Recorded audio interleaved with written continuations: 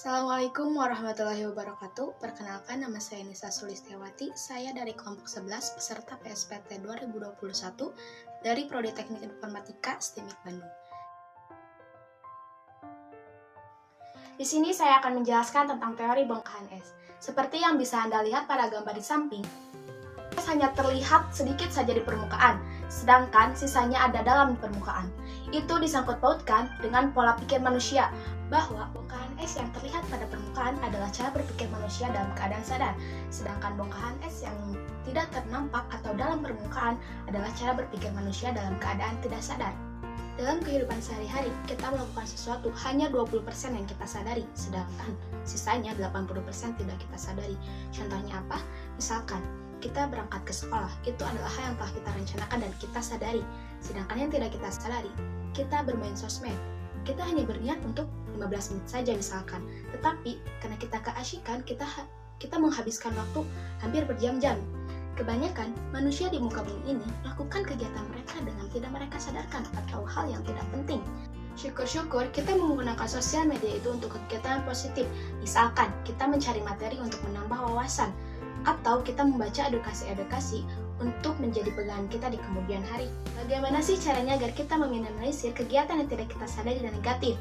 Caranya, kita memanfaatkan waktu kita sebaik mungkin. Misalkan, kita ada waktu luang yang biasanya kita gunakan untuk bermain sosmed yang tidak terlalu penting, dan kita menggunakan untuk bermain game, kita rubah menjadi kegiatan yang positif. Misalkan kita membaca buku, membaca pelajaran, kita menambah ilmu, atau mungkin kita bisa membantu orang tua.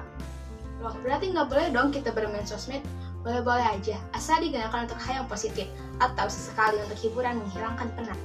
Tetapi jangan sampai itu dijadikan kebiasaan. Apa kalian mau nanti menyesal di masa depan? Nah, dari sekarang, manfaatkan yuk waktu kita sebaik-baiknya. Nah, saya akan menjelaskan satu teori lagi, yaitu untuk mencapai karakter. Untuk mencapai karakter, kita membutuhkan suatu fenomena. Sebelumnya, apa sih fenomena itu? Fenomena adalah suatu kejadian atau peristiwa yang akan terus terjadi dan akan terus kita hadapi. Sekarang, saya akan ambil contoh satu fenomena, yaitu kesulitan dalam kelulusan karena nilai jelek. Nah, berarti itu ada sebuah masalah, sedangkan sebuah masalah membutuhkan tindakan. Di dalam masalah ini, ada dua tindakan yang bisa kita pilih. Yang pertama, kita mengabaikan nilai itu, atau mengabaikan kelulusan itu. Dalam hal lain, ya sudahlah, toh tahun depan masih bisa dikejar.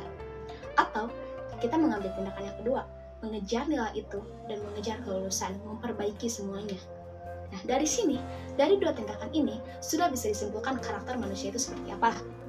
Jika kita memilih tindakan yang pertama, karakter seseorang itu adalah seseorang yang abai, seorang yang tidak peduli dan sangat acuh. Jika kita memilih tindakan yang kedua, sudah bisa digambarkan bahwa karakter seseorang itu adalah pekerja keras, ingin merubah sesuatu dan tidak pantang menyerah. Nah, dalam dua tindakan ini, kita bisa menghasilkan suatu takdir buruk dan takdir baik, di mana suatu takdir bisa dirubah. Seperti dalam firman-Nya yang artinya, Allah tidak akan merubah keadaan suatu kaum sebelum mereka merubah keadaan mereka itu sendiri. Dari sini, kita bisa memilih mau bagaimana, mau merubah suatu fenomena atau mengabaikan suatu fenomena. Mungkin hanya itu yang bisa saya sampaikan. Mohon maaf bila banyak kekurangan, baiknya diterima, buruknya dibuang. Tak lupa saya ucapkan terima kasih kepada pembina kelompok 11, yaitu Kang Irfan Juliana. Wassalamualaikum warahmatullahi wabarakatuh.